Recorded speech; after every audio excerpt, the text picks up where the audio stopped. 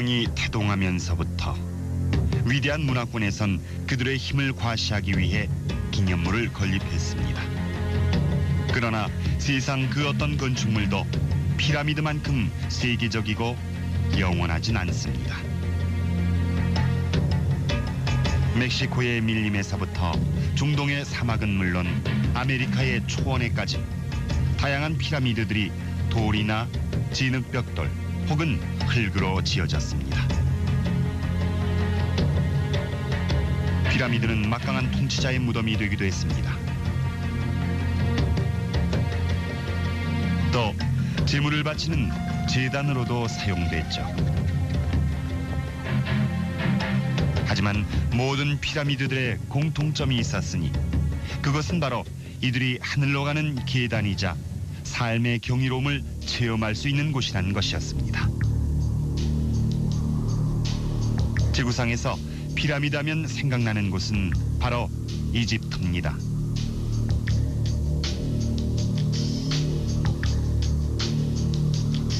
수천 년 동안 탐험가와 여행가들은 이집트의 놀라운 보물을 보기 위해 몰려들었습니다. 신비로운 것들로 가득 찬 이곳엔 불가사의한 형상의 피라미드가 곳곳에 서 있습니다.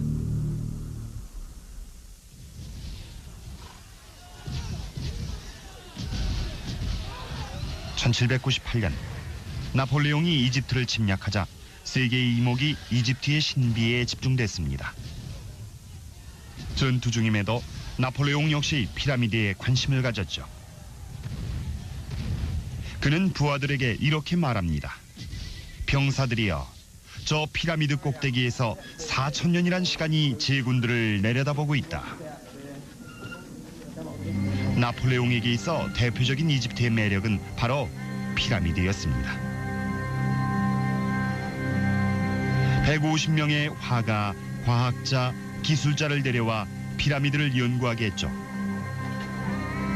결국 전쟁엔 패했지만 나폴레옹은 이집트의 신비에 접근하면서 전 세계의 관심을 모았습니다. 로제타 석을 발견한 것도 그의 군대였습니다. 로제타 석은 19세기 최고의 고고학적 발견이었습니다. 그리스어와 상형 문자로 쓰여졌는데 이것으로 고대 이집트의 많은 비밀이 벗겨질 수 있었습니다.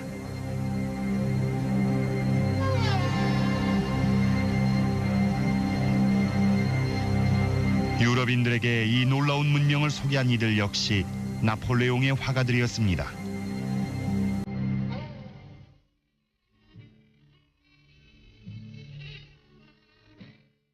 다른 이들도 곧 뒤따릅니다. 1838년 영국의 화가 데이비드 로버츠는 아부 신벨에서 알렉산드리아까지 여행하며 람세스 대왕 신전, 카르나크 신전, 그리고 불가사의한 스핑크스 등을 스케치했습니다.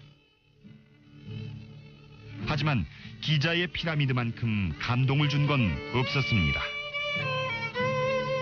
그림의 낭만적인 분위기 때문에 탐험가와 보물을 찾는 사람들이 피라미드의 힘을 직접 느껴보기 위해 몰려들었습니다.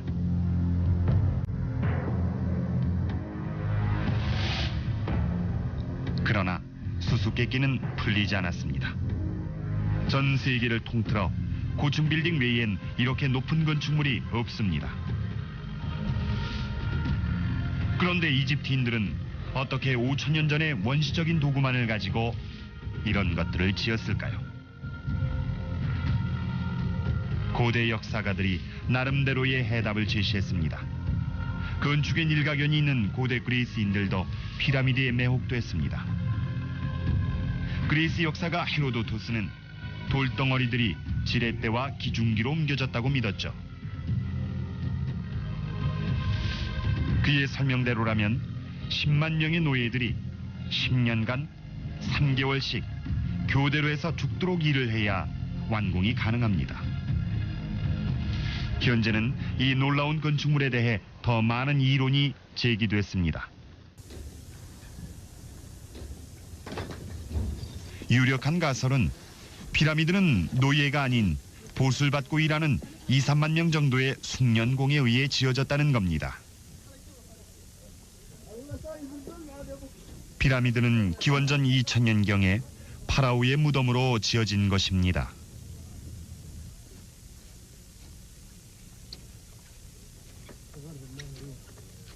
나일강이 매년 범람해서 이집트 농부들은 해마다 3, 4개월 정도는 파라오의 노역을 할 시간이 있었습니다.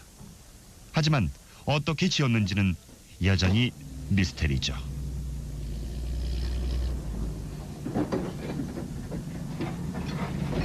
지금도 7톤짜리 화강암 덩어리를 들어 올리려면 350마력짜리 디젤 엔진이 필요합니다. 그런데 기자의 피라미드의 돌 중엔 그 2배도 넘는 게 많습니다. 바퀴도 발명되기 전이었던 당시에 이집트인들은 어떻게 그 많은 돌들을 옮겼을까요? 대부분의 전문가들은 배로 돌들을 실어서 피라미드 근처로 가져온 다음 경사면을 따라 끌어올렸다고 봅니다. 그럼 숙련된 석공들이 각각의 돌을 기술적으로 끼워 맞춰 피라미드 특유의 모양을 완성했다는 거죠. 고대 이집트인들에게 경사진 옆면은 광선을 뜻했습니다. 그러니까 피라미드의 경사면은 파라오들이 태양신 라를 만나기 위해 하늘로 오르는 통로였죠. 이집트의 최고령 피라미드는 허술해 보이기도 합니다만 기자 남쪽 50km 부근 사카라에 위치한 이 피라미드는 그러나 여전히 최고의 볼거리입니다. 이 계단식 피라미드는 4,500여 년 전 파라오 조세르 때 건립됐습니다. 조세르 시대에 파라오는 살아있는 신으로 여겨졌습니다. 그들은 내세로 가는 편안한 길을 얻기 위해 으리으리한 무덤을 만들었죠. 조세르의 수석 건축가 이모테프는 왕에게 영생을 가져다 줄 방법을 생각해냅니다. 초기 파라오들은 마스타바라고 하는 진흙으로 만든 납작한 무덤에 묻혔습니다. 한 계단 한 계단, 이모테프는 마스타바를 한 층씩 쌓아 올려 하늘로 가는 계단을 만듭니다. 이 걸작은 마침내 60m 높이까지 이르죠. 그는 진흙벽돌 대신 돌을 이용한 튼튼한 무덤을 만들어 왕을 보호했습니다. 또한 건축가들은 피라미드 밑에 미로로 된 통로와 함정이 있는 방들을 만들어 도둑에 대비했습니다.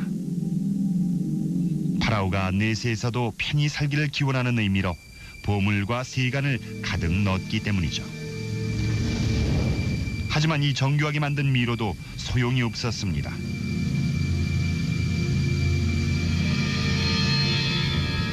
대부분의 피라미드는 즉시 도굴당했으니까요. 피라미드를 지은 이들 중 일부의 짓일 겁니다. 피라미드 안에서 미라는 하나도 발견되지 않았고 파라오들은 영생을 얻기 위해선 더 안전한 무덤이 필요하다는 걸 깨달았습니다.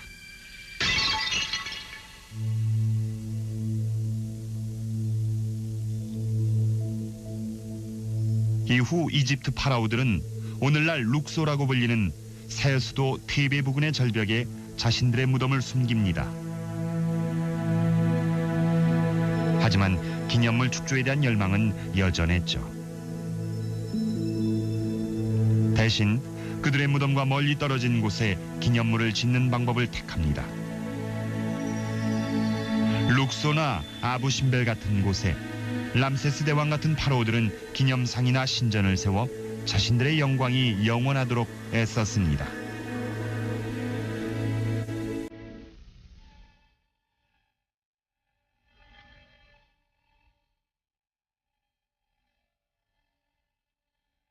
이집트 피라미드의 시대가 가고 2000년 후에도 중동 건축가들은 여전히 하늘을 관찰했습니다.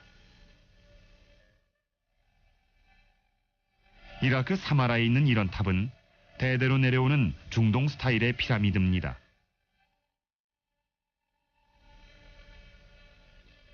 어쩌면 성서에 나오는 바벨탑이 이것과 유사했을지도 모르죠.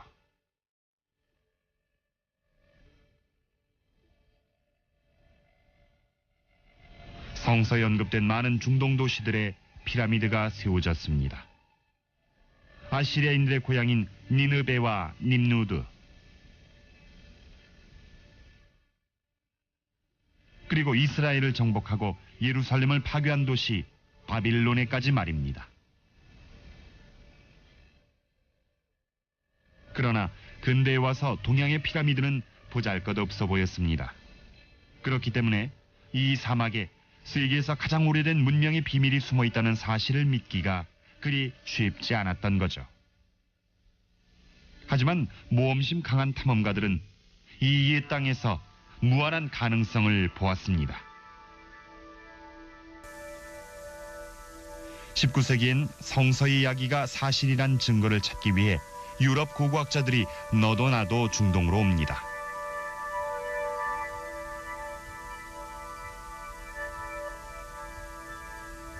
그들은 티그리스 강과 유프라테스 강 사이의 땅까지 오는데 이곳이 바로 오늘날의 이라크죠.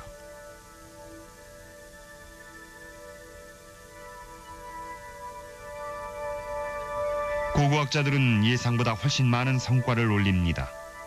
고대 도시 아시리아와 바빌론에서 피라미드의 증거를 찾았으니까요.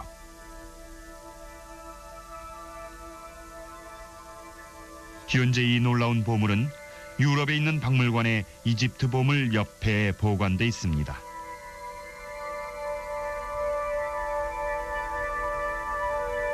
그러나 20세기 고고학자들은 더 욕심을 내 문명의 발상지까지 거슬러 올라가려 했습니다. 최초의 피라미드를 찾는데 이곳보다 좋은 곳은 없을 테니까요.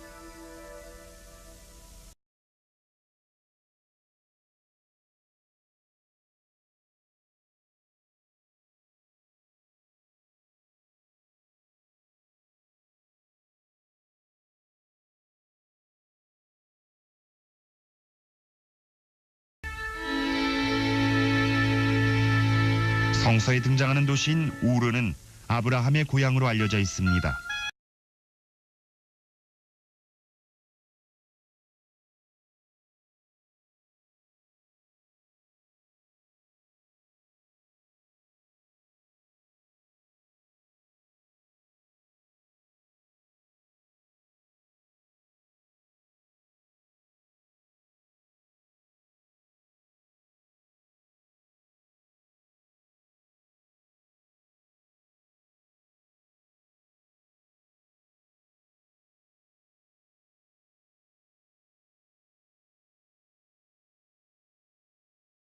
민족 언어로 더 높이 오른다는 뜻의 지구라트로 부릅니다.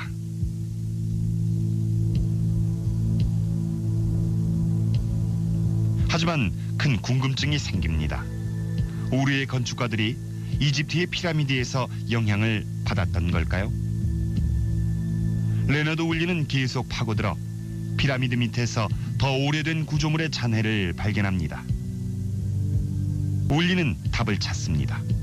우르인들은 5,000년 전에 피라미드를 지었습니다.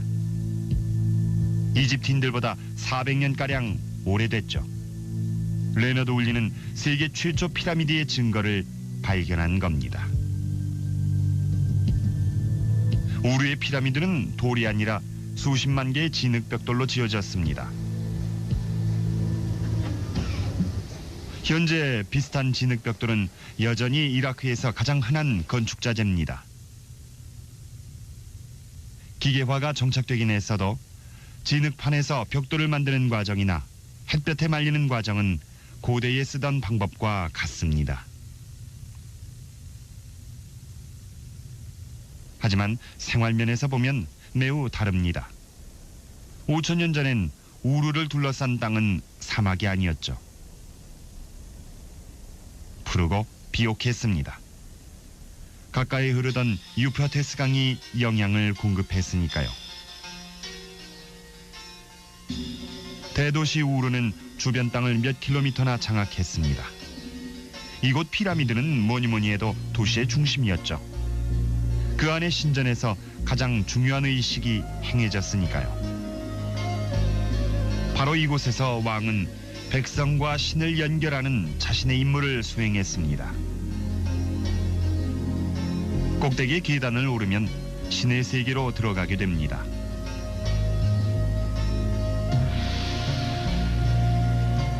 이 고대 중동의 종교엔 재미있는 신화가 가득합니다. 어떤 이야기는 성서의 창세기 이야기들의 뼈대가 됐습니다. 물의 신이 금지된 열매를 먹음으로써 순결하고 평화로운 동산이 파괴됐다는 얘기도 있습니다.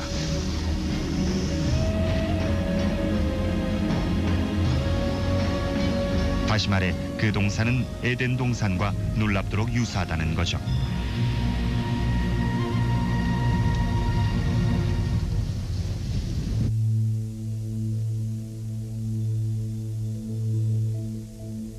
이런 연관성은 성서의 일부 이야기가 역사에 근거한다는 걸 증명하려는 레너드 울리를 자극했습니다. 그는 곧 또 다른 성과를 거둡니다.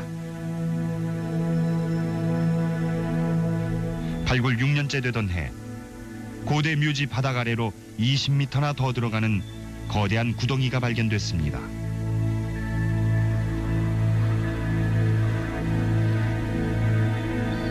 그리고 문명의 잔해로 가득한 각 층 사이에는 3m에 달하는 강의 퇴적토층이 숨어 있었습니다. 그 당시 옛 문헌에선 홍수로 수백만 부락이 쓸려갔다고 나와 있습니다. 그럼 이것이 그 유명한 노아의 방주의 바로 그 홍수일까요? 울리가 연관성을 포착합니다. 퇴적토가 생긴 건 노아의 방주 이전이란 게 밝혀졌지만 울리는 사람들을 설득합니다. 그래서 그들은 울리를 따라 다시 발굴에 나서죠. 레너드 울리는 세상 사람들 앞에 수메르 지역이 세계 최초의 문명임을 뒷받침해주는 그림을 내놓습니다. 우르는 피라미드의 고향이기 이전에 4,500년 전 가옥과 상점이 늘어선 거리가 있던 도시였습니다. 수메르인들은 최초로 이룬 게 많습니다. 도시도 최초로 건설했고 쇠기 문자라고 하는 최초의 문자와 최초의 정부 조직도 가지고 있었습니다. 수메르인들은 바퀴까지도 발명했습니다.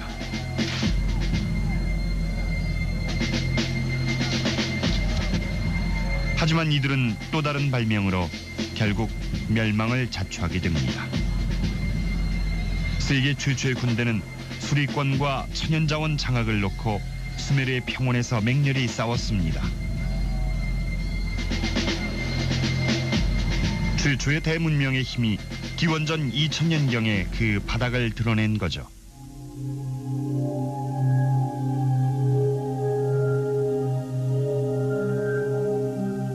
그리고 마침내 사막으로 변합니다. 우르의 도시와 거대한 피라미드는 모래에 파묻히고 맙니다.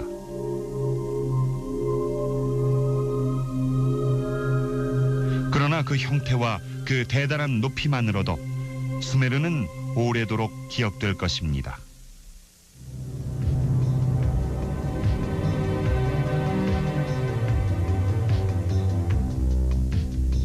이집트와 중동 사람들만이 피라미드의 형태에 매료된 건 아니었습니다. 수천 킬로미터 밖, 완전히 독자적인 신세계 문명에서도 자신들만의 피라미드를 세웠습니다. 북페루에 있는 태양 피라미드는 한때 이집트 기자의 대피라미드 크기에 맞먹었습니다. 현재는 약탈자들 때문에 극히 일부만 남아있죠.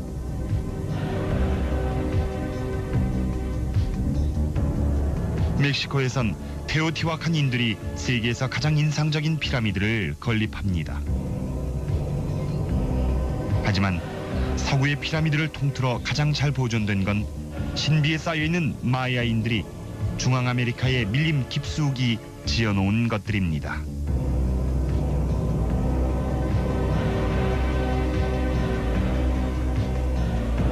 피라미드는 마야 시내 중심지마다 세워져 있었습니다. 그리고 거기서 피해의식이 행해졌죠. 마야인들의 비밀스러우면서도 섬뜩한 의식이었습니다. 몇 세기가 지나면서 그 놀라운 문화도 사라지고 숲속에 묻히고 맙니다. 19세기가 돼서야 마야인들과 그들의 피라미드가 재발견됐습니다. 1839년 탐험가 존 로이드 스티븐스와 화가 프레드릭 캐서우드는 소문만 무성한 중앙아메리카의 사라진 도시를 찾아 역사적인 여행을 떠납니다. 며칠간의 힘든 여행 끝에 안내인을 따라 드디어 코판이란 도시에 이릅니다. 흙과 밀림에 파묻혀 있었지만 그 위대함은 여전했습니다. 캐서우드는 정교한 솜씨로 그들의 발견을 기록합니다.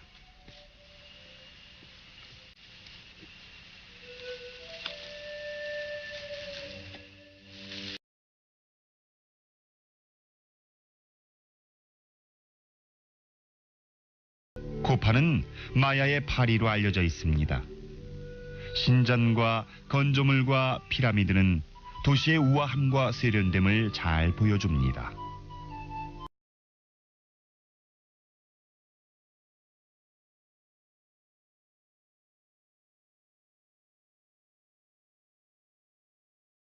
저가는 암벽엔 암각화가 새겨져 있죠.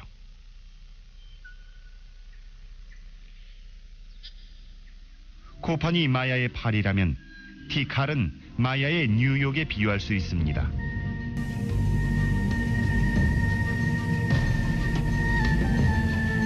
광장엔 피라미드들이 빼곡이 들어서 있어 마야의 번화가라 할 수 있습니다. 꼭대기는 고층 빌딩처럼 나무들 틈에 솟아있죠. 스티븐스와 캐서우드는 티칼까지 들어와 보진 못했지만 그 웅대함은 익히 들어왔습니다. 대략 1500년 전 이 도시는 맨해튼만한 면적에 인구는 4만 명이나 됐습니다.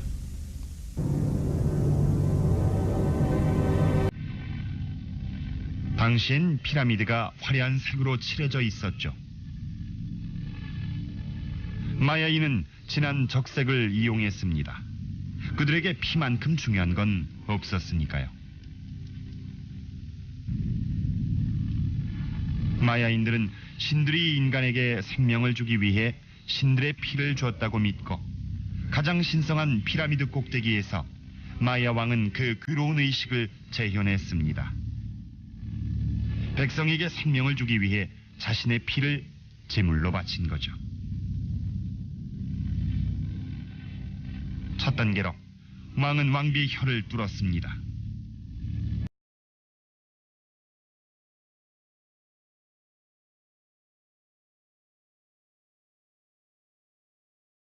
줄을 뚫린 상처에 통과시켜 밑에 종이에 피를 떨굽니다.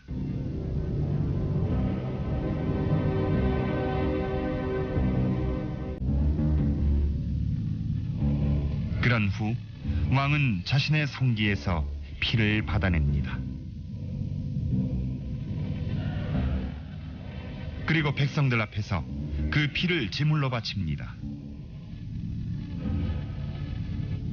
마야 왕에게 피라미드는 가장 은밀한 동시에 가장 공개적인 극장이었습니다. 마야의 전성기에 피해의식을 위한 무대 말입니다. 그럼으로써 왕은 군림할 수 있었습니다. 사제나 왕족 외엔 아무도 이 신성한 피라미드에 오를 수 없었으니까요. 북아메리카에도 피라미드가 있습니다. 대부분 카지노나 운동경기장 겸용이지만 말이죠. 많이들 모르고 있지만 진짜 피라미드들도 있습니다. 다른 고대 세계 것만큼 웅장하죠. 이집트의 피라미드는 가장 높고 수메르의 피라미드가 가장 오래됐다면 미국엔 놀랍게도 세계 최대의 피라미드가 있습니다.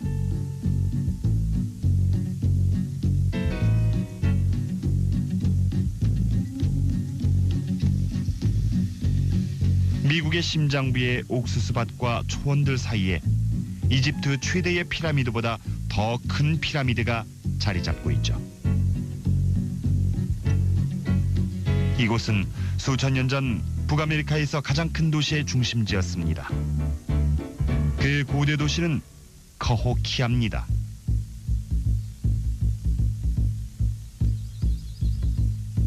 세인트루이스 부근의 커호키아는 이제 풀이 우거진 단순한 동산들처럼 보입니다. 하지만 한땐 큰 울타리로 에워싸여 있었죠.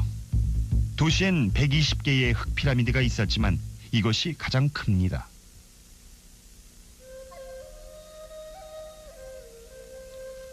발굴 때 찾은 벽화로 1150년경 이 도시의 모습을 대략 그려볼 수 있습니다. 커호키아는 미시시피강 유역의 기름진 평원에서 꽃핀 문명이 탄생시킨 도시입니다. 고고학자들은 이 도시의 사람들을 미시시피안이라 부릅니다. 강은 그들의 생명줄이었습니다. 구리를 구하기 위해 배를 타고 북쪽의 슈피리오까지 다녔다는 증거도 있습니다. 또 그것을 조개 껍질과 바꾸기 위해 남쪽의 멕시코만까지 여행을 했죠.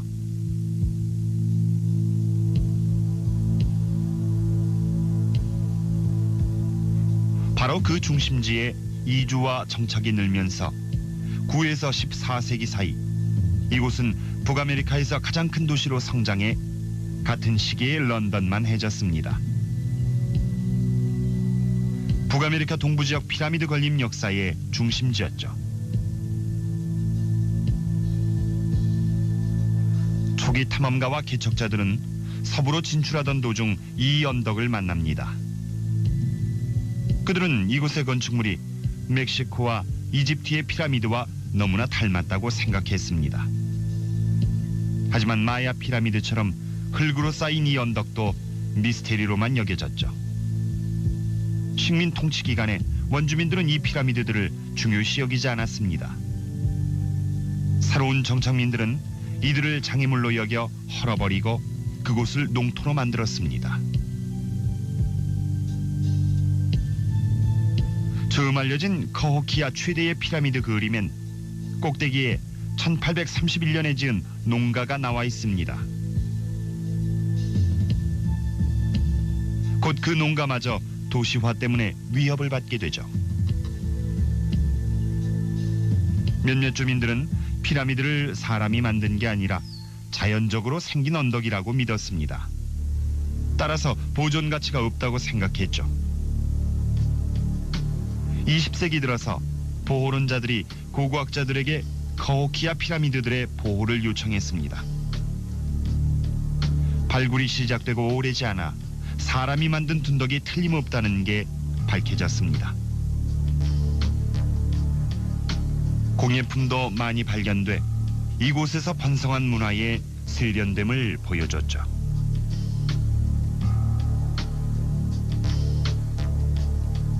이 진흙인형은 호미지라는 여성을 묘사했는데 커호키아인들은 땅을 고양이 얼굴을 가진 뱀으로 표현했습니다.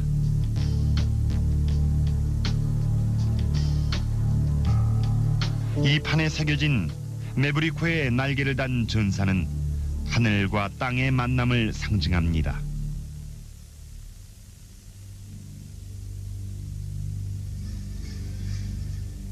예술가들처럼 커호키아의 건축가들도 기술이 뛰어났습니다. 최대의 피라미드에선 토목공학에 관한 놀라운 이해력을 보여주었죠. 아메리카 인디언들은 피라미드의 여러 부분에 각각 다른 흙을 써서 완벽한 구조와 적당한 배수를 꾀했습니다. 63만 입방미터가 넘는 흙이 층마다 채워져 꼭대기에까지 이릅니다. 꼭대기 궁전엔 커호키아의 주장이 살았다는 증거가 있습니다. 마야의 왕처럼 위대한 태양이라 불린 카호키아의 주장도 살아있는 신으로 여겨졌습니다. 태양의 형제라고까지 믿었죠. 매일 아침 주장은 피라미드 꼭대기의 궁전에 올라 형인 태양을 맞이했습니다. 그는 하늘에 동해에서 서로 선을 그려 태양에게 여행할 길을 가르쳐 줬습니다. 도시가 한눈에 들어와 도시의 여러 구역과 광장 주변의 작은 피라미드들까지 볼 수 있었습니다.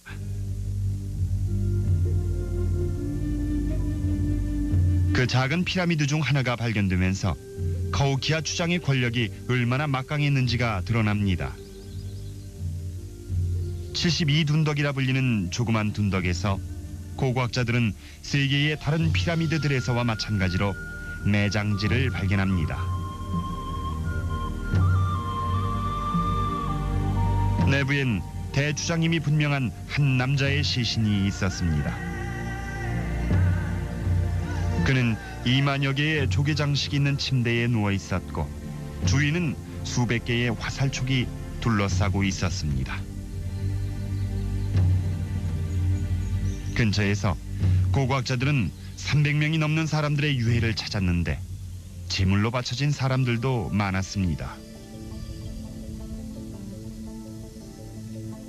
막강한 힘에도 불구하고 15세기 초에 카호키아와 그곳의 피라미드는 버려집니다. 아마 현대적 딜레마이기도 한 도시 인구 급증이 쇠락의 원인이었을 겁니다. 1평방킬로미터당 2,600명이 살았던 카호키아의 주민들은 영양실조와 질병에 시달렸을 겁니다. 이때 와선 숲도 사라지고 토양도 영향을 잃었습니다. 도시는 막대한 인구를 더 이상 감당할 수 없었겠죠. 세인트루이스 시 곁에 초라하게 서 있는 카호키아의 둔덕들은 한때는 고대의 어떤 세계에 견주어도 뒤지지 않는 위대한 문명의 유산입니다.